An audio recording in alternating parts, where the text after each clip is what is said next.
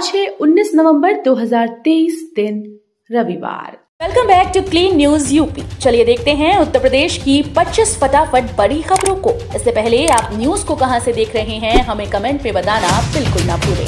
साथ ही हमारे Facebook page को भी फॉलो करें। फेसबुक पेज का लिंक डिस्क्रिप्शन में दिया गया है। 6 जिलों में खुलेंगे खास ड्राइविंग इंस्टीट्यूट।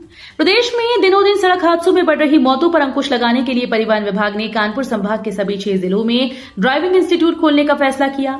4 पहिया हो या कमर्शियल वाहन का ड्राइविंग लाइसेंस उन्हीं का बनेगा जो इन इंस्टीट्यूट में ट्रेनिंग करेंगे और दक्षता का सर्टिफिकेट लेंगे।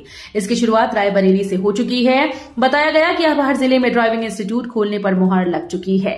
जिले में इंस्टीट्यूट खुलेंगे तो ट्रेंड लोगों के हाथ में वाहन की स्टीयरिंग होगी। ऐसे में ट्रैफिक नियमों की अज्ञानता से अभी जो हादसे हो रहे हैं वो नहीं होंगे।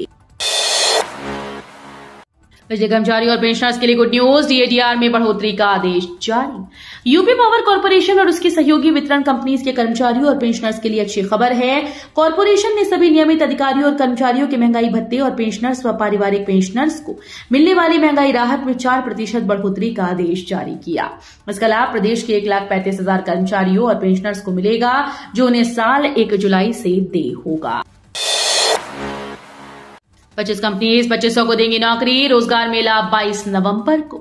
अलीगढ़ में 22 नवंबर को प्रातः 10 बजे से रोजगार मेले का आयोजन अलबरकात इंस्टीट्यूट ऑफ मैनेजमेंट स्टडीज निकट जमालपुर फ्लाईओवर अनूप शहर रोड में क्षेत्रीय सेवायोजन कार्यालय, राजकीय IATI कौशल विकास मिशन और अलबरकात इंस्टीट्यूट ऑफ मैनेजमेंट स्टडीज के द्वारा किया जा रहा है। मेले में 25 कंपनीज लगभग 2500 रिक्त पदों पर चयन कर बेरोजगारों को स्थल पर ही ऑफर लेटर देंगे। जल कनेक्शन देने में यूपी बना देश में नंबर 1। 1 करोड़ 80 लाख परिवारों को मिला हर घर नल। जल जीवन मिशन के तहत गांव में घरेलू कनेक्शन देने के मामले में उत्तर प्रदेश देश में नंबर 1 हो गया। अब तक 1.80 करोड़ से अधिक परिवारों को नल से जल मिल चुका है। ये नल कनेक्शन देने के कुल लक्ष्य का करीब 69% है। 1 अप्रैल 2020 को उत्तर प्रदेश 13वें स्थान पर था। वहीं इस वर्ष अप्रैल में 3रे पायदान पर है। यूपी बोर्ड प्रायोगिक परीक्षाएं 25 जनवरी से 2 चरणों में होगा आयोजन। उत्तर प्रदेश में इंटर की प्रायोगिक परीक्षाएं 25 जनवरी से आयोजित की जाएंगी। यूपी बोर्ड ने इस मुतालिक आदेश जारी कर दिया। आदेश के अनुसार प्रायोगिक परीक्षाएं 2 चरणों में कराई जाएंगी। माध्यमिक शिक्षा परिषद उत्तर प्रदेश के अनुसार परीक्षाएं 2 चरणों में कराई जाएंगी। पहला चरण 25 जनवरी से आरंभ होगा और 1 फरवरी तक चलेगा। दूसरा 2 फरवरी से 9 फरवरी तक आयोजित किया जाएगा। जूनियर इंजीनियर सहित 163 पद पर निकली वैकेंसी। सरकारी नौकरी की तलाश कर रहे उम्मीदवारों के लिए अच्छी खबर है। Sanjay Gandhi post graduate institute of medical sciences Lucknow की ओर से एक भर्ती अधिसूचना जारी की, जिसके लिए उम्मीदवार आधिकारिक वेबसाइट पर जाकर पंजीकरण कर सकते हैं। इस अभियान के तहत अप्लाई करने की आखिरी तारीख 25 नवंबर 2023 तय की गई है। आगरा लखनऊ पूर्वांचल एक्सप्रेस को जोड़ेगा नया लिंक एक्सप्रेसवे। कुंभ से पहले पूरा होगा गंगा एक्सप्रेसवे। मुख्यमंत्री योगी आदित्यनाथ ने एक्सप्रेसवे की समीक्षा करते हुए प्रदेश में 2 नए एक्सप्रेसवे बनाने के लिए कार्ययोजना तैयार करने के निर्देश दिए। विशेष बैठक में मुख्यमंत्री ने फर्रुखाबाद को गंगा एक्सप्रेसवे से जोड़ने का प्रस्ताव तैयार करने के भी निर्देश दिए। उन्होंने कहा कि प्रधानमंत्री के मार्गदर्शन में 6.5 वर्ष में उत्तर प्रदेश में एक्सप्रेसवे प्रदेश के रूप में नई पहचान मिली है। प्रयागराज वाराणसी की बसेज अब 69 से चलेंगी। हटेंगे कई ऑटो स्टैंड। शहर को जाम से निजात दिलाने के लिए प्रयागराज, वाराणसी और मऊ को जाने वाली रोडवेज बसेस का संचालन अब 69 से किया जाएगा। इसके साथ ही यूनिवर्सिटी चौराहा और मोहद्दीपुर चौक से ऑटो स्टैंड हटाए जाएंगे। इसकी जगह को सचिव आवास के बगल में खाली कराई गई जमीन पर ऑटो स्टैंड बनाने का निर्णय लिया गया है। होगी आसानी, मिलेगा ऑफर। बस टिकट बुकिंग की इस कंपनी से यूपी रोडवेज ने मिलाया हाथ। आप उत्तर भारत में रहते हैं तो कभी न कभी Uttar Pradesh state road transport corporation या यूपी रोडवेज की बसेस में जरूर सफर किया होगा। यदि यूपी रोडवेज की बसेस में सफर नहीं किया तो देखा जरूर होगा, क्योंकि इस इलाके में इस समय यूपी रोडवेज के करीब 12,500 बसेस चलती हैं। इसके बसों में अब आप ऑनलाइन बुकिंग आसानी से करा सकते हैं। इसने देश के प्रमुख ऑनलाइन बस टिकट बुकिंग प्लेटफॉर्म अभी बस से करार किया है। साल 2008 में स्थापित अभी बस भारत में अलग अलग तरह की बस सेवाओं के लिए एक प्रमुख टिकटिंग प्लेटफॉर्म है। प्रदेश में हलाल लिखे उत्पादों की बिक्री पर प्रतिबंध, खाद्य उत्पादों और दवाओं की बिक्री भी हुई प्रतिबंधित।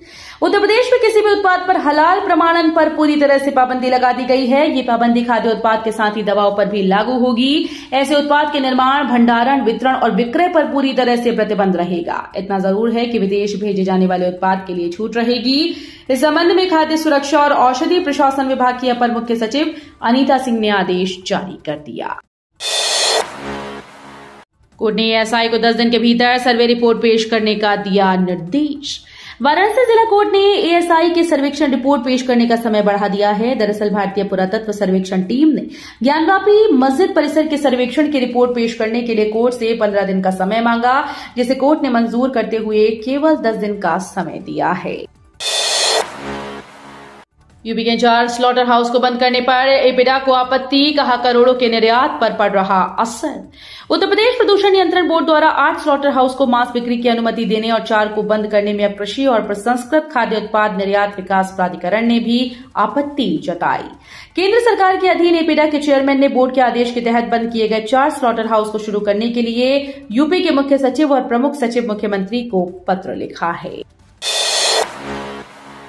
एनसीआर में आएगी जॉब की बहार, लॉजिस्टिक पार्क और 5 औद्योगिक सेक्टर बसाने को मिले 1500 करोड़। ग्रेटर नोएडा के नजदीक यमुना प्राधिकरण के 5 औद्योगिक सेक्टर के साथ टप्पल में विकसित होने वाले लॉजिस्टिक पार्क में फंड की कमी बाधा नहीं आएगी। इन योजनाओं के लिए जमीन खरीदने और सेक्टर के आंतरिक विकास के लिए शासन बिना ब्याज के 1779 करोड़ रुपए देगा। डेंगू चिकनगुनिया की रोकथाम की सरकारी कोशिशों से हाईकोर्ट नाखुश, दिए ये निर्देश। इलाहाबाद हाईकोर्ट ने डेंगू, मलेरिया और चिकनगुनिया जैसी बीमारियों की रोकथाम को लेकर किए जा रहे सरकारी प्रयासों पर असंतोष जताया। कोर्ट ने सरकारी प्रयासों को नाकाफी मानते हुए इन बीमारियों पर लगाम के ठोस प्रयास करने का निर्देश दिया। इस संदर्भ में स्वतः कायम जनहित याचिका पर मुख्य न्यायमूर्ति प्रीतिंकर दिवाकर और न्यायमूर्ति अजय भनोट की खंडपीठ ने कहा कि डेंगू, मलेरिया, चिकनगुनिया आदि की रोकथाम के लिए सरकारी प्रयास नाकाफी हैं। 160 मीटर और लंबा होगा एयरपोर्ट का टर्मिनल भवन, 1 वर्ष में पूरा हो जाएगा एयरपोर्ट का विस्तार। प्रयागराज एयरपोर्ट का विस्तार कार्य शुरू हो गया है। मुख्य टर्मिनल का विस्तार होने के बाद इसकी कुल लंबाई 248 मीटर हो जाएगी। नए प्लान के तहत मुख्य टर्मिनल की लंबाई अब 160 मीटर और बढ़ाई जाएगी। वर्तमान समय में इसकी कुल लंबाई 88 मीटर ही है। दरअसल महाकुंभ मेले के मद्देनजर प्रयागराज एयरपोर्ट का विस्तार होना है। महाकुंभ तक यहां से चेन्नई, अहमदाबाद, जम्मू, गुवाहाटी, हैदराबाद, अहमदाबाद, जयपुर आदि शहरों के लिए विमान सेवा भी शुरू होनी है। यहाँ फ्रेमवर्क तैयार, 2 मास्टर प्रोग्राम एक साथ कर सकेंगे स्टूडेंट्स। पीजी कोर्स के लिए जारी किए गए नए फ्रेमवर्क जारी कर दिया गया है, जिसके तहत छात्रों को एक साथ 2 डिग्री कोर्स करने की इजाजत दी गई।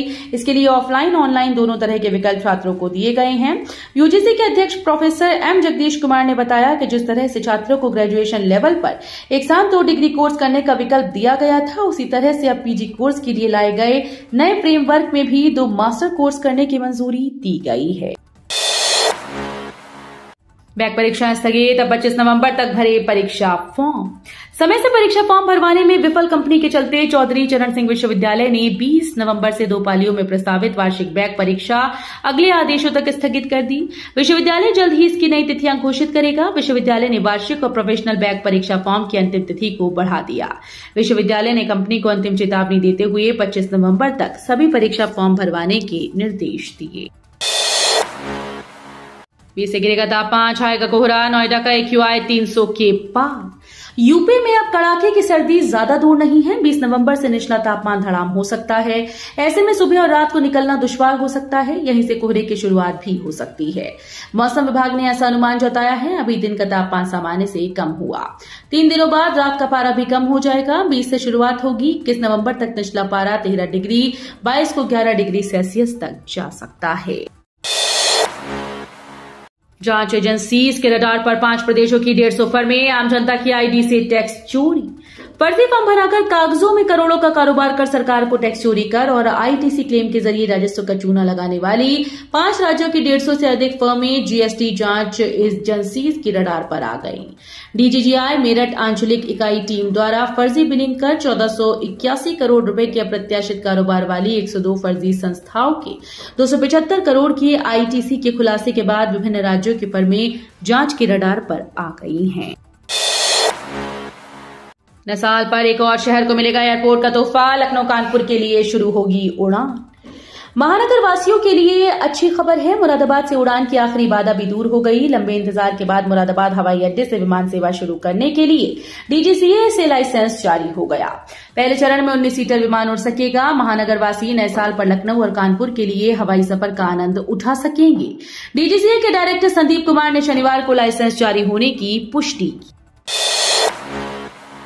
चुनाव से पूर्व मोदी को सुहाती ब्रज की भूमि बांके बिहारी का आशीर्वाद लेकर दे सकते हैं बड़ी सौगात। उत्तर प्रदेश के मथुरा शहर में धौली प्याऊ स्थित रेलवे ग्राउंड में 23 नवंबर 2023 को ब्रज रज उत्सव आयोजित किया जा रहा है। इसमें प्रधानमंत्री नरेंद्र मोदी का आगमन प्रस्तावित है। लोकसभा चुनाव 2024 से पूर्व प्रधानमंत्री मोदी की ब्रज यात्रा के चुनावी मायने निकाले जा रहे हैं।